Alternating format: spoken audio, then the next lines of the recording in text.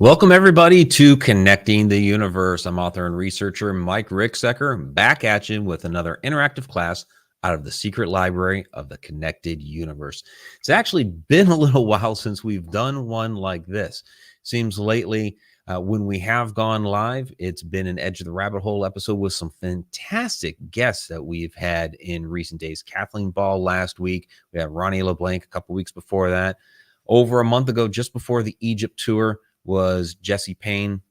And so mentioning that Egypt tour, that's what we're getting into tonight. The recap, finally, of the Egypt tour. Hey, I've been traveling and we had the other guests. So a lot has been going on. For those that are listening to the podcast version of this later, please join us every Wednesday night live, 8 o'clock p.m. Eastern time. That is at the connecteduniverseportal.com. Actually, just connecteduniverseportal.com. We also have the live stream out on YouTube. That's Mike Ricksecker YouTube channel.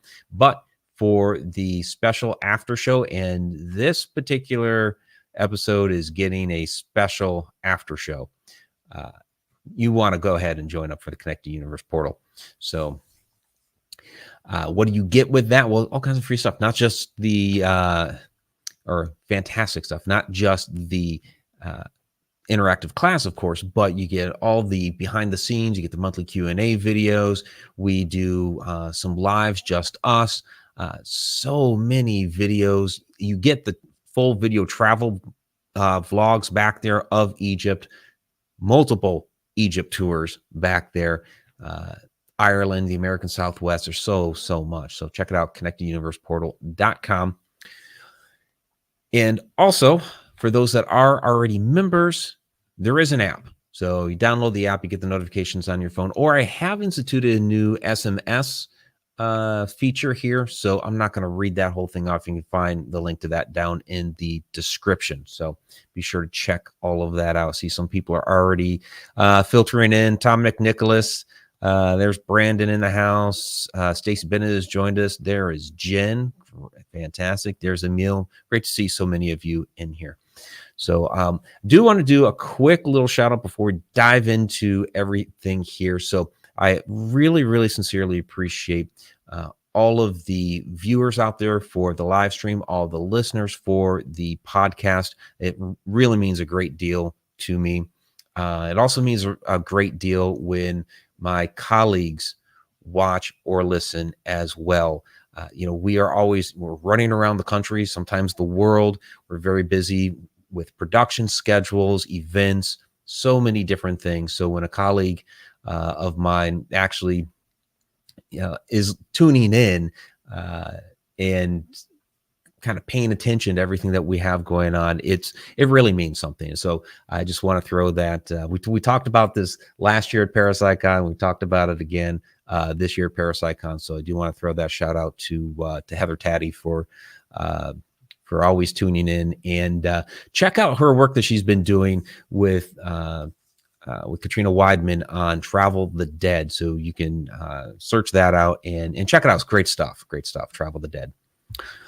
All right, so let's go ahead and get into Stargates of Ancient Egypt Tour 2024. Was an absolutely amazing experience. Each time I've gone, it has been life-changing. There's so much that I've learned, so much that I've been able to take in from the culture, the land, the pyramids, the temples, all of it has just been absolutely amazing.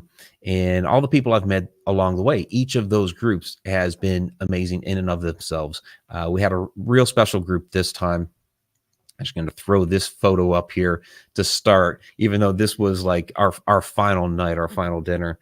Really, really great group of people. It was a small, intimate group, and we just had an absolutely amazing adventure out there. It's hard to believe it's been over a month since that tour ended. But let's go ahead and dive in. Now, I'm not going to be able to get to all of it. It's a big tour. I mean, it was 12 days. I've done ones that have been a few days longer, and there's even more material, but there's so much material. It's so dense. There's so many things that we're doing, and we're having a lot of fun too along the way, of course. We're just going to do some highlights here. So day one, we're on the Giza Plateau. So, we're talking Great Pyramid, Sphinx. We're learning things around the pyramid as well. There's even, fossils within the limestone, within like 15 feet of the Great Pyramid of Giza. And these are fossils that are millions of years old. We're talking like sea lions or an ancestor of the sea lion, but they're right there within the limestone. So it shows you how old that plateau really is. So one of the things that get asked a lot, or well, I won't say a lot, but does come up often when I've either done something like this on Egypt, or it's come up on Edge of the Rabbit Hole on occasion, and that is the Sphinx. Now, I think over the last 30 years, most people are starting to accept now the misdating of the Sphinx, and that is much older than it originally was purported to be. And that's based on the geology of the Sphinx enclosure, the water erosion that is evident there.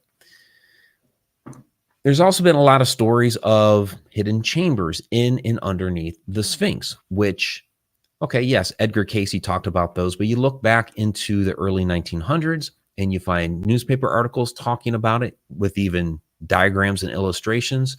And then you have photos of Zahi Hawass coming up out from under it. Not to mention the seismic testing that was done there in the early 1990s. John Anthony West, Robert Schoch, the ones that redated the Sphinx back then, their seismic data show that there were cavities underneath the Sphinx. So we're pretty accepting of that. I think most people are. But now there have been these alternate theories about what the Sphinx originally was. It looks like a lion, whose face is on there? When was it recarved? Was it carved originally like that with the king's face on it, or was it a lion beforehand? And then now you have these alternate theories about it being different animals. And it's almost like people, I think, are trying to come up with alternative ideas. Hey, let me throw out, this bizarre thing. So here at the Sphinx, and we're going to be doing a lot of video clips tonight. Here at the Sphinx, I talk about that.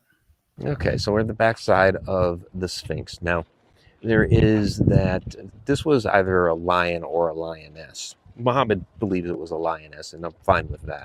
Either one. But that idea that it was a jackal or Anubis, a couple things that are wrong about that. For one, there's no way that the head would be able to support that snout without the snout falling off. It's just gravity and physics. Also, if you look down here at the tail is definitely a lion's tail. You look at depictions of, you see other sculptures of jackals and what have you, that they basically come straight out or straight down, and this is wrapped around as other lion statues are. And then also, the statue is facing to the east, which is really significant. A depiction of Anubis jackals. Basically, Anubis would ferry people over into the afterlife. The afterlife is the other direction, to the west. So depictions of Anubis would have that depiction. They'll have those statues facing the other way toward the west, and this is facing to the east. So to me, somebody's trying to come up with an alternative theory to the alternative theory of the dating of it. We'll add something else in there, and it's just not correct. It's kind of a fanciful idea. It was certainly a lion, and of course the carving of the head of the face was much later. All right, there we go. Yeah, it was a little windy there on the Giza Plateau that particular day. In fact, when we were over by the Great Pyramid, a lot of that footage was a little scratchy. We'll just say that. But you can get all of those video blogs at connecteduniverseportal.com. And then I have the written blog at connecteduniverse.substack.com. So you can find all of that there. And there's Android, a great interview on Christina Gomez's show. Yeah, so if you haven't seen that yet, after this, go to Christina Gomez's channel, Strange Paradigms. Actually, I think she just has it as herself, Christina Gomez, these days. Yeah, that was a fantastic interview. I had like 3 interviews dropped today that were pre-recorded. So hers, Victor Furman's, which is going on right now, and that's on OM Times, and then was Lisa Campion earlier today. So check all those out. Right now we're into this. So, all right. So that was Giza Plateau, day 1. Now, day 2 was really special for me because it was a place I'd not yet been, but a place I had always wanted to go to, and that is Alexandria. Alexandria, 2 of those iconic buildings that are gone now. The Great Library of Alexandria, which, me being a writer, of course, I'm naturally inclined to love libraries, but the documents and the literature that was there, so much of our ancient history just lost during that fire. And then right across from that, they have a newer structure there now. It's big and modern and all of that. We did kind of we didn't go inside.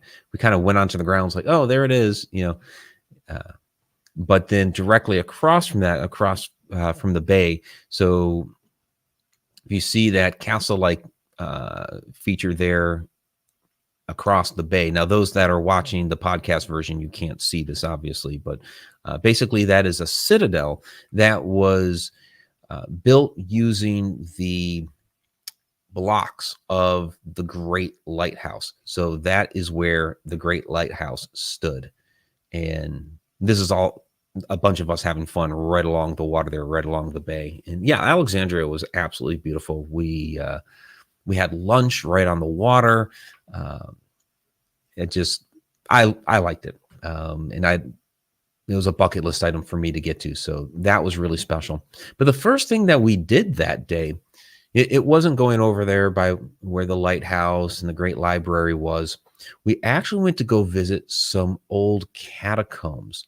And I was not aware that these were there, but we made some discoveries while we were there. Okay, first up today, we are visiting the catacombs here in Alexandria. Now, this is a shaft. I love the big shafts like this. Actually see some of these throughout the world. Actually, what comes to mind is Portugal with the Knights Templar. When I do a tour with Mike, I always find something new. Look at that. The flower of life. Oh, wow. Yes. This is super. Guys, you are so lucky. So you've never seen this before? No, this section was closed. Oh.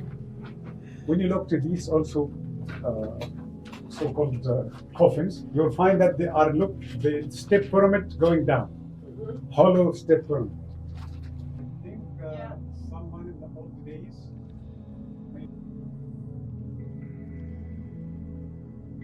Fantastic discoveries here in this room. Muhammad says this had not been opened up before.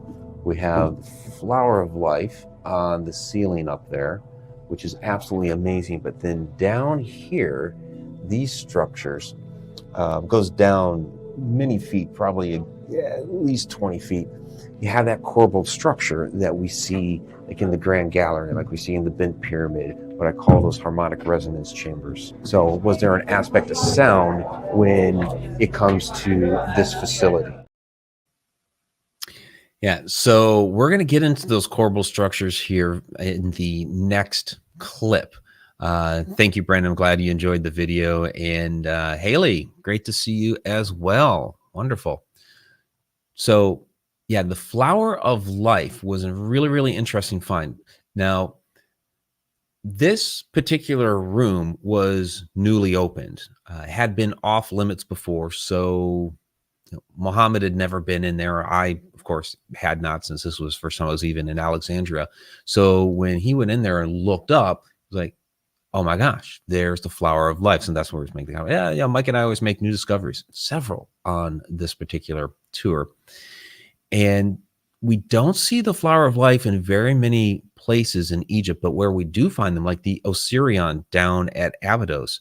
Now, the Osirion was buried behind the Temple of Seti, 40 feet under the ground for thousands of years, and they dig the whole thing up. It predates the Temple of Seti. We don't know by how much, but they're written on the blocks are two versions of the flower of life, which is bizarre. But then we see it there at this within these catacombs. So I started looking around. Something struck me that there might be a Templar connection here. I started keeping an eye out for that as we went around the catacombs, and I didn't necessarily see it. It doesn't mean it's not there, but we do see it later on at Dendara, and I'll show you that when we get down there. So now that corbel structure that I was talking about, usually it's on the ceiling. We're going to see that here very soon. To see it set into the ground like that was really different. Now, the typical reasoning that is given to us by traditional archaeology is this is to kind of offset weight distribution. But the way that they're set up when we look at the pyramids here really doesn't seem to have anything with weight distribution. It has more to do with harmonics.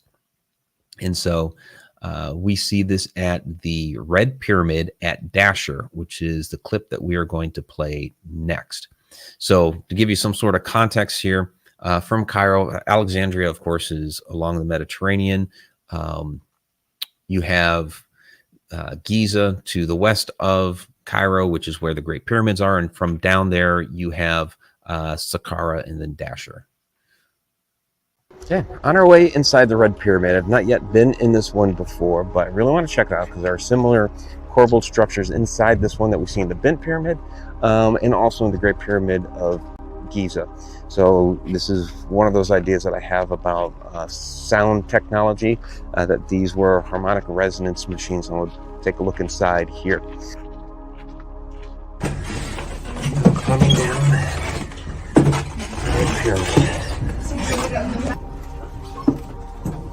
Okay, so here we are. You can see above me, this is not the Grand Gallery, but it is like a miniature version of it. So this is one of those corbelled structures that I really wanted to come in here and take a look at. To me, when we see these are evidence of a harmonic resonance machine. It's ammonia. And a third. So we look up and there's a third corbelled structure. It does have that ammonia type smell, almost like mothballs. But of course, in the pit, there's nothing there. But we have 3 of these harmonic resonance chambers here.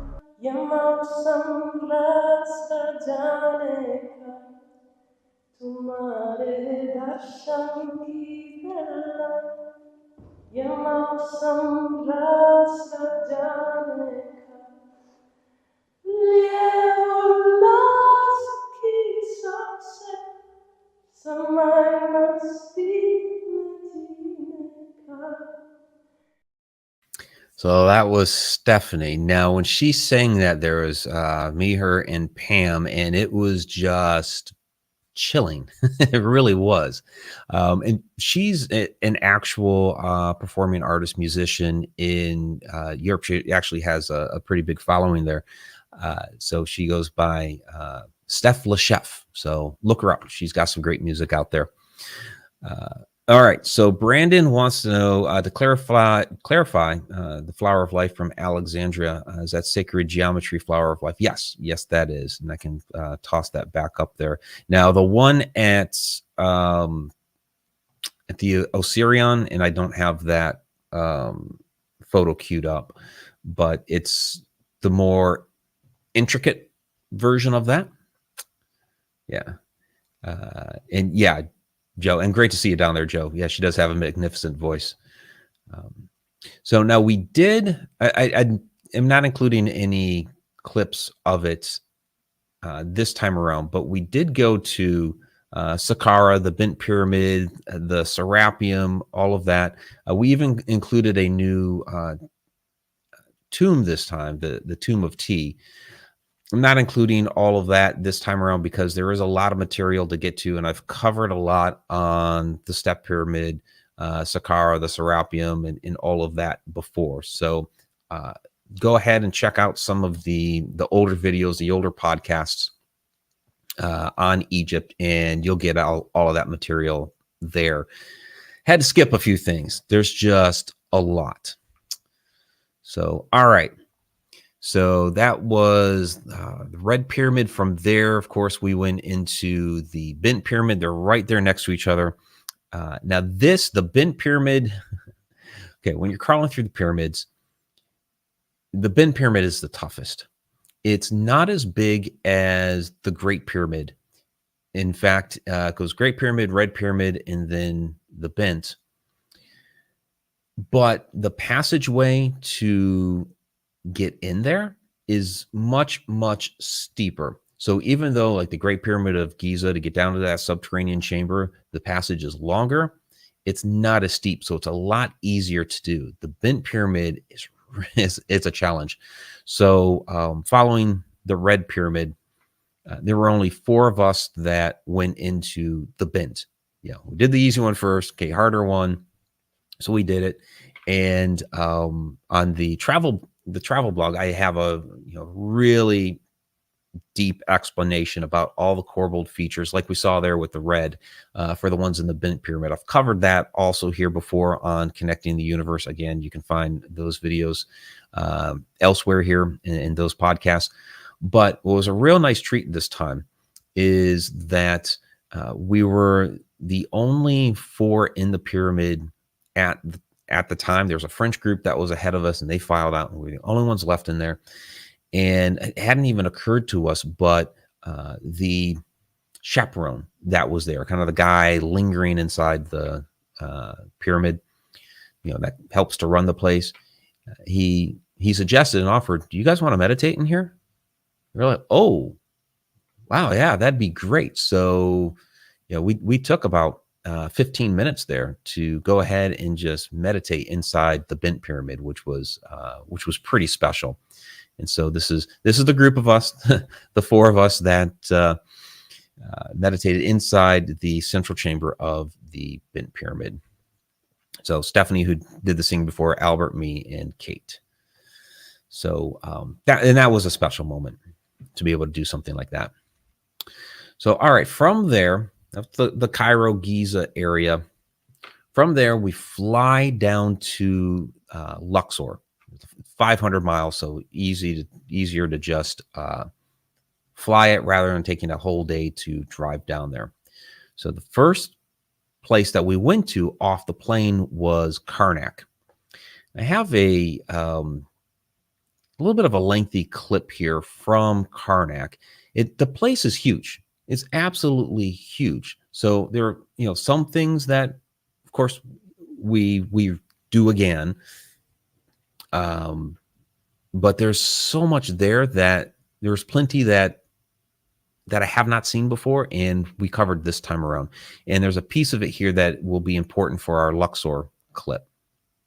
But this, as a title, was given to how many kings? 5 only.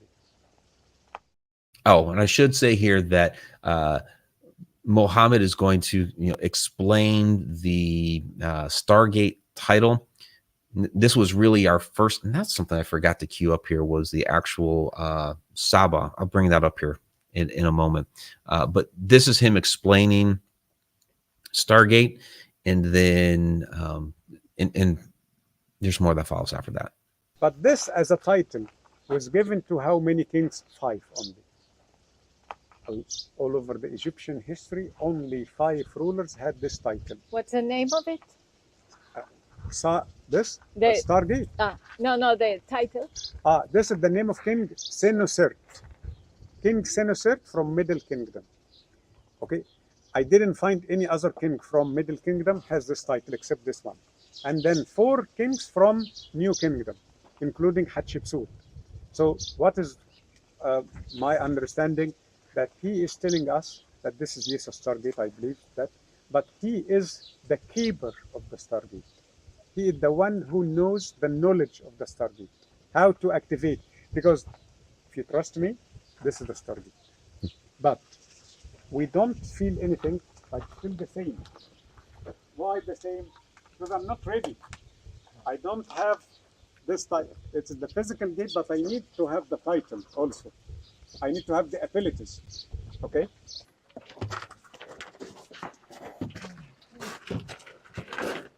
Seven gates.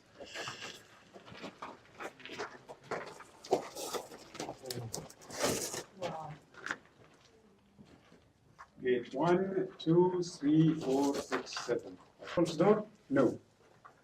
This is a portal. This is something bigger than the Stargate and the false door. And they wanted to tell us in an artistic message that you can go in. You see the line is going deep inside the place. Don't forget to see the symbol flower, lotus, and papyrus. As if we need high consciousness. So we can go and we can understand, and we can see. Okay? Without this consciousness, you can go and come back without realizing anything. Came in at the tail end of what Muhammad was explaining here, but we have the 7 gates over there. We have the 7 lives over here. So, and that's on the other side of the gate. So some fantastic symbolism there with the numbers.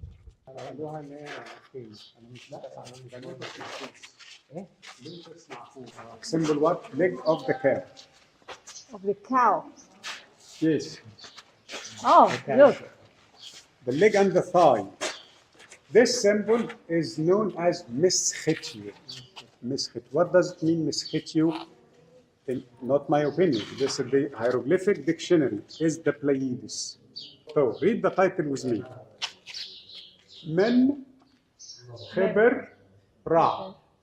Stable form or image of the sun. As if there is a performance is happening in an accurate, something is happening in an accurate level. Stable form of the sun. This is the name of a king called Tutmosis III. Okay? So this is his name. This is his title. What is his title? Neb Miskhetyu, Lord of the Pleiades. Someone is called Lord of the Pleiades. Wow. That's a big title. How can you question this? Yeah, keep that in mind. Lord of the Pleiades. We're going to see that again in Luxor. And thank you, Luli. Luli Tubi in the house. Been a little while, so I hope you're doing well. Great to see you down there. So I mentioned before, okay, the hieroglyphs that are actually Stargate. So that is here on the right-hand side, reading from right to left. You have the folded sheet S, the star determinative, the foot, that's the B, and then the gate determinative. So Stargate Saba. And that is actually the name of Muhammad's company, is Saba Tours, so Stargate Tours. So that is what we kind of key in on when we are there looking for the Stargates. And last tour, it was like the one in 2023. It was like a scavenger hunt. Yeah, we were all over the place trying to find the Stargates, and we found some this time too. But last time it seemed to be more of the scavenger hunt kind, and Jen found a bunch, and so did Will and others on that tour. So that was a lot of fun on that particular tour. Yeah, so you heard Muhammad talk about Tutmos III. So Tutmos III was one of those that had this Stargate symbolism. Now this here is Seti. That's the Temple of Seti. That's at Abydos there. So Seti was also one of those that was attributed to that Hatshepsut, like you mentioned. So there are a total of 5. So those are things that we look for. Now, when we went to Luxor, which is, what is it, about a mile and a half from Karnak, something like that. And they were connected through the Sphinx Causeway, 2 very large temples connected to each other with this. They were rams, Sphinx rams. like a mile and a half or whatever the distance is. So there is a relationship there between those two temples. So in this particular clip, we see this again with Lord of the Pleiades. And this is Stargate symbolism right next to a doorway, which is where we usually see these type of symbols, is next to a doorway. So we saw the title Saba, Yeah. and And it is great. great, Yeah. Saba, great Stargate. But when we read from here, is life or Horus, the powerful. Okay, we may have a kind of a meaning for this, but we care more about this. This word is Nebu Golden, great Pleiades power.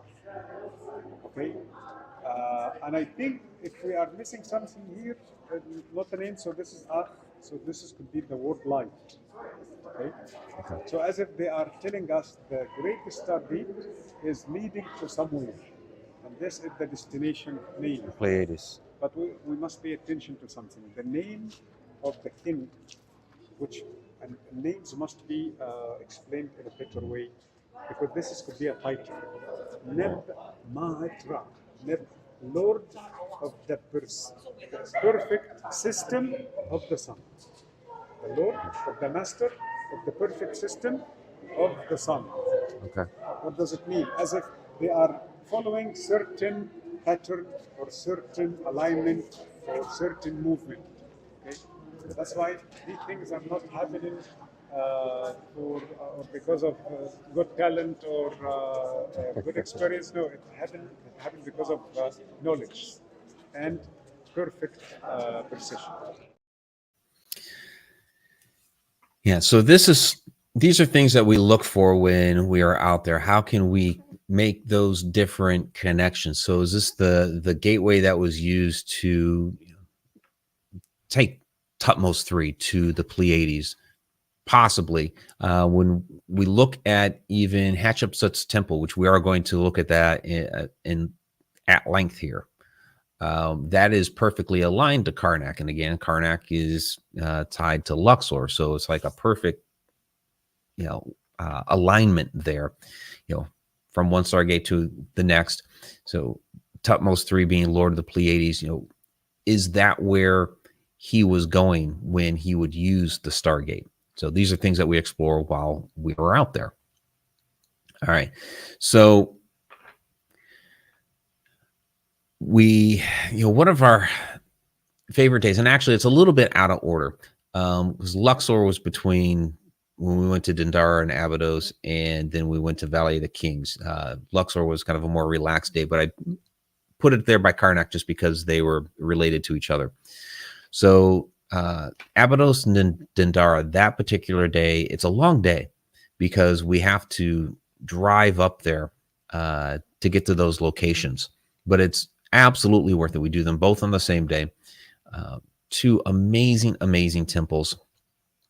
And when we look at Dendara, so this is, I like taking this angle of it. So you look to the right and, okay, yes, you see Christian symbolism, and there's the Egyptian temple in the back. So there was a Coptic temple that was built here, and just behind this photograph, so basically to my back where I took this photo, you actually see Templar symbolism here. So I made a comment to those in the group, hey, anybody who's been watching Curse of Oak Island, you've been seeing some of these symbols on the show, how they've been making those connections of Oak Island to the Templars. And when we had Dr. Kathleen Ball on last week talking about the Knights Templar in Brazil, we were talking about some of these symbols like that, which is truly fascinating. So the Templars really got around.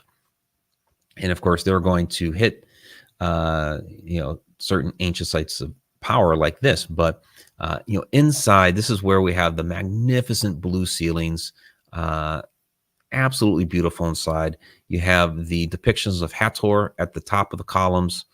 I was trying to get some different angles here this time than I have usually taken, because you guys have seen a number of these photos before, those that have been following the Connecting Universe portal for a while.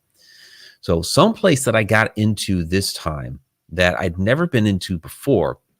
So I'm not doing the whole Dendara light bulb here on this particular one. We've done that before as well. But there are other rooms off to the side. So there's a couple of different, what they call crypts. That's where the Dendara light bulb is in. It's in one of these crypts. And off to the side, on either side of the temple, it's pretty symmetrical. There are these other crypts that are raised up. So you basically have to use this ladder to get up there and then get inside the crypt. And this was open this time that I was here. So I have a little clip showing what was within there. This is kind of a short one. Okay, I've not been here before. So what's fantastic is massive image of Hathor at the end here. This is pretty amazing.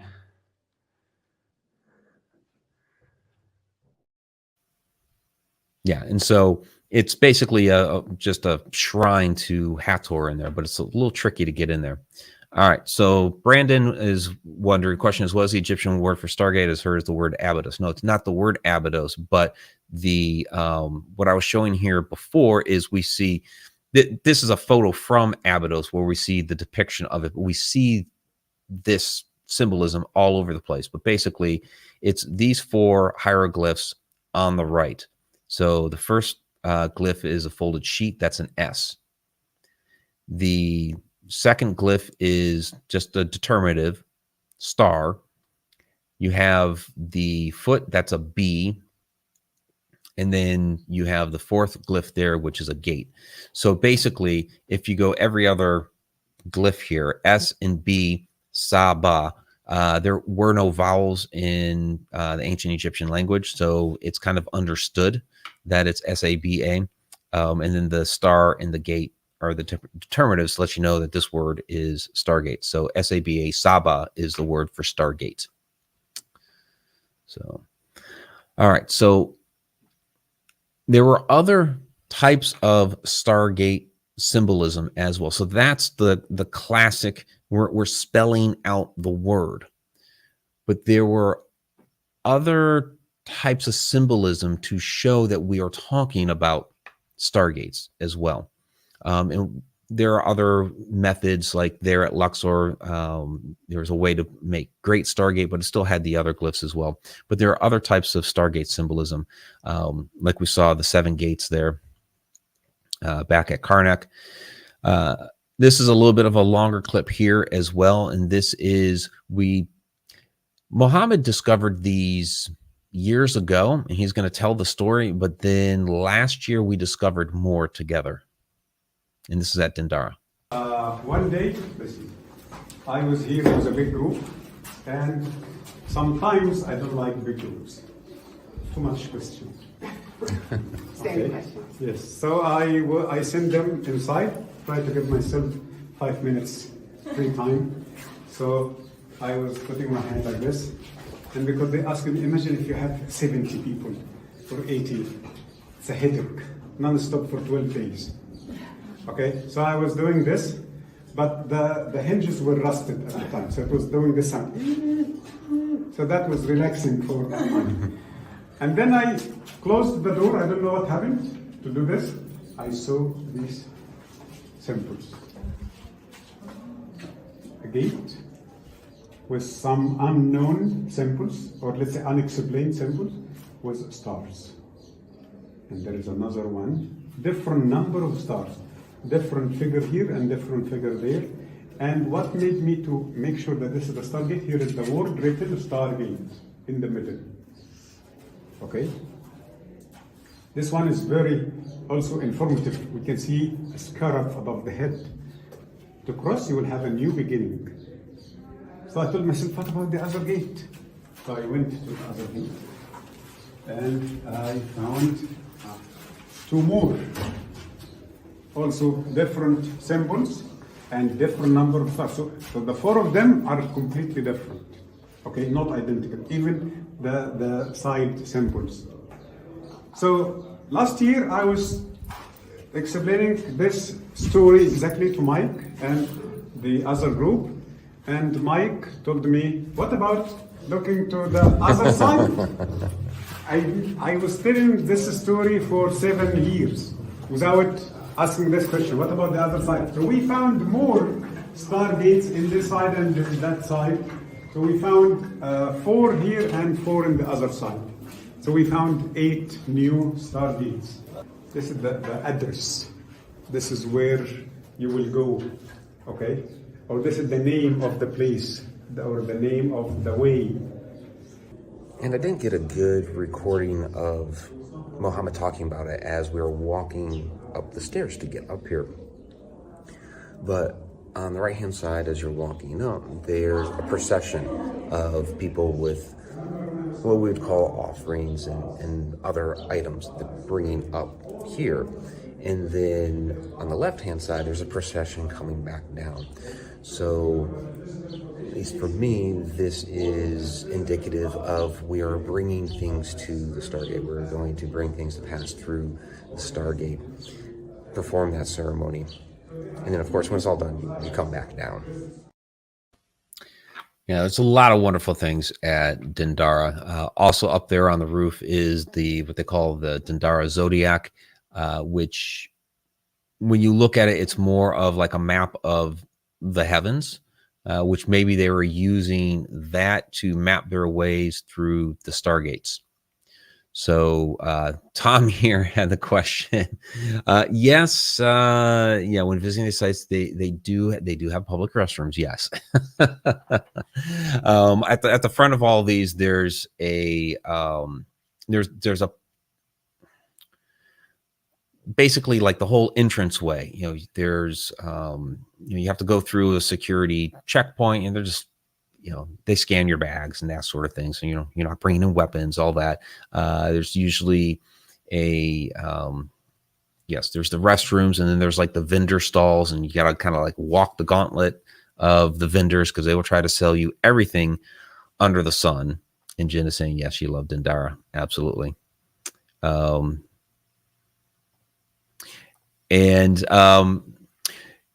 Brandon said, so let me understand, the use of the Saba is for the dead to walk through on their journey to the hereafter. So this is a common feature. No, you're kind of mixing up the Stargates with the false doors. So within tombs, there are false doors. And if I would have done the Tomb of Tea, any of the Tomb of Tea clips, I could have shown you. So there are false doors within tombs that the Ka, their animating part of the soul, could move in and about. The Saba Stargates are for the living. So 2 different things that we're talking about here. And the Stargates were in the temples. So Stargates in the temples for the living, false doors in the tombs for the dead. So 2 different things we're talking about here. And maybe during one of the next clips, I'll bring up one of those false doors. So, all right. So next, Hatshepsut's temple. Kind of have to move along here with these next couple. Hatshepsut's temple is really, to me, like the perfect setup for a Stargate. And I've talked about this one before when we've done these, but because it is a perfect setup, I definitely want to cover that in this whole recap episode. So let me go ahead and cue this one up. Maybe right here? Side, yeah. Yeah. Well, we need to be over on the side anyway. So, all right. We see here beautifully carved falcon. Well, what's interesting about this piece is look along the backside, the railing up the stairs. What does that look like to you? Did I hear somebody say snake? Yeah, snake tail. So this may not be the actual original carving. This may have been recarved from a snake, maybe a cobra. But when you have that snake energy running up, you have a perfect picture of energy running up to inside the temple. And when we get up there, we'll see more of that Stargate symbolism, and then it goes straight up into the Holy of Holies. But if you can imagine coming up the causeway there, walking up the stairs, and you have these 2 giant snakes here representing that energy up into the Holy of Holies where we'll have the Stargate. You can't get into, unless they've opened it up. I don't think we can get it all the way into the Holy of Holies. We weren't able to last time. No, it's open. They opened it up? Okay, great.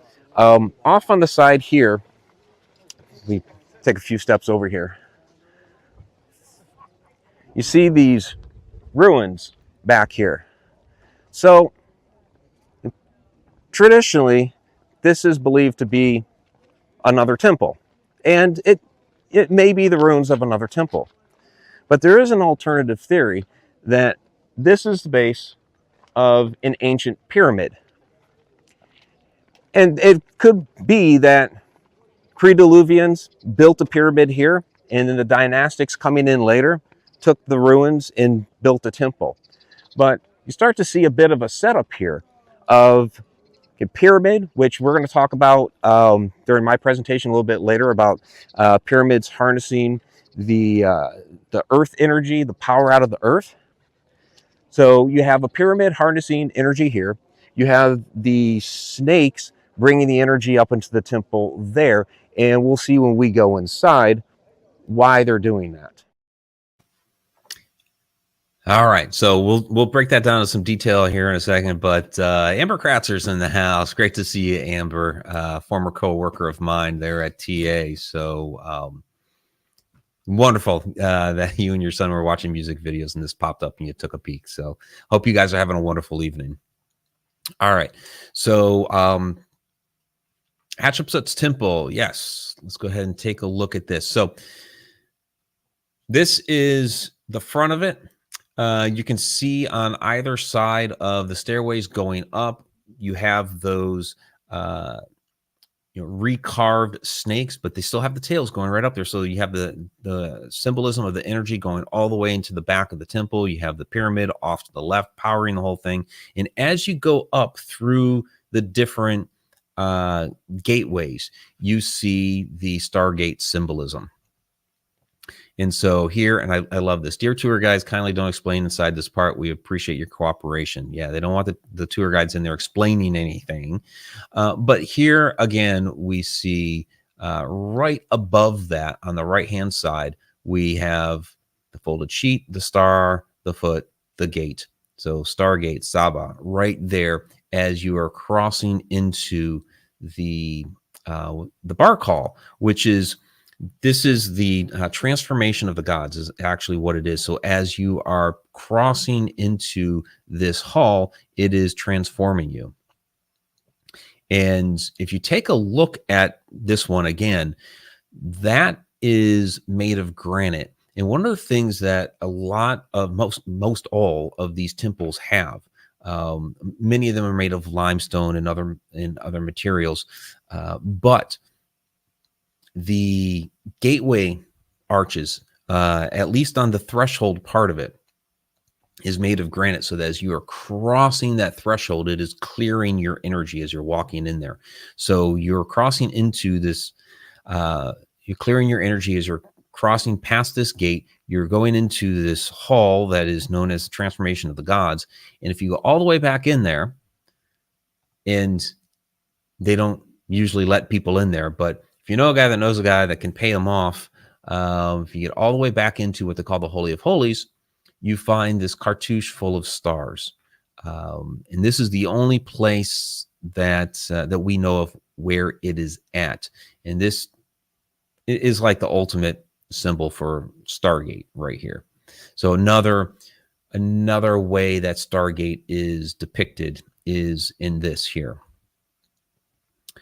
So, and again, Hatshepsut's temple straight out is perfectly aligned with Karnak. So if you can imagine you're utilizing the Stargate and coming down the stairs here and then heading right down to Karnak.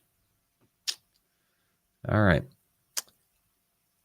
So let's wrap up. We got just about 10 minutes left here. We're going to have the after show. Tom, I'll get to your question in the after show. All right, so that was Hatshepsut's temple. I do want to show this from Edfu. Now, Edfu, their use of Stargates is really different, and this is not actually a Stargate clip. but their use of stargates at Edfu, because they have all the building texts that are there. The building texts, they have the creation texts.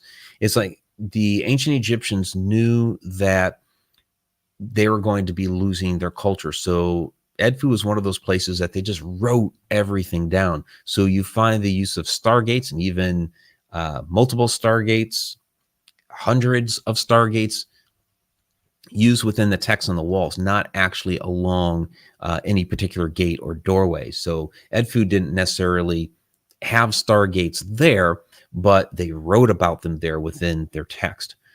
This particular clip is on Atlantis, though.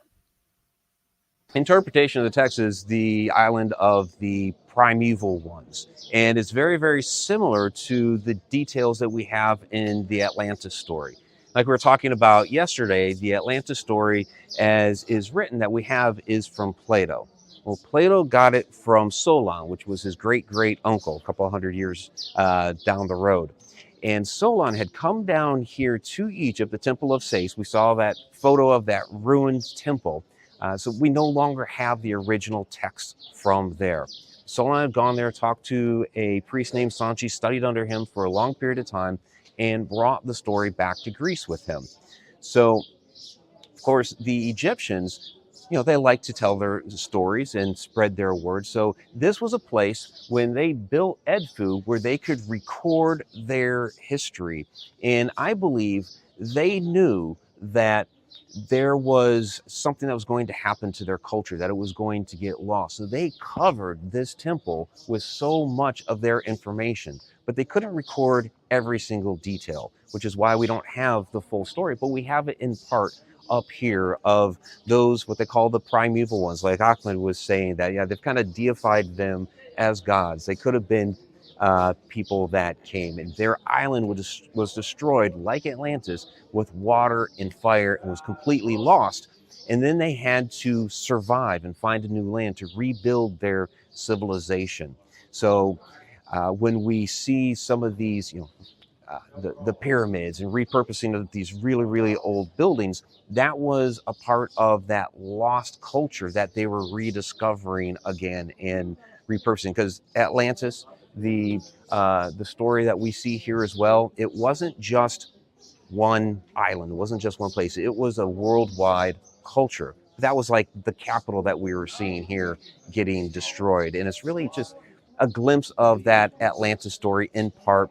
Wish we could find, the bigger story, if we could find something under Sais, but like you said, they've kind of, it sounds like they stopped excavating there if it's become covered over again. Maybe find some lost scrolls or something. But this is it in part up here. The Zep Tepi, the first time, is what they call it. All right. So, I always got to throw a little Atlantis in the mix there. So, and Edfu is really, it's almost that last remnant of the original story before it made its way to Greece.